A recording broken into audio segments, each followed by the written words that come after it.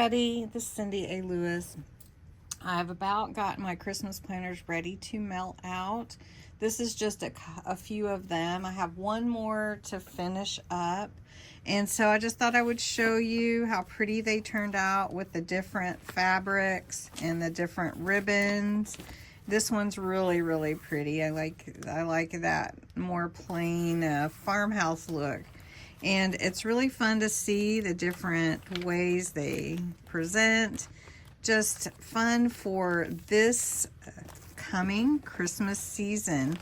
The little, this one I made a little snowman at the bead for the bookmark. So cute. And the ribbons are really pretty too. I thought this one has polka dots on it, but then I put like the candy cane stripe ribbon on it, so I thought that went together.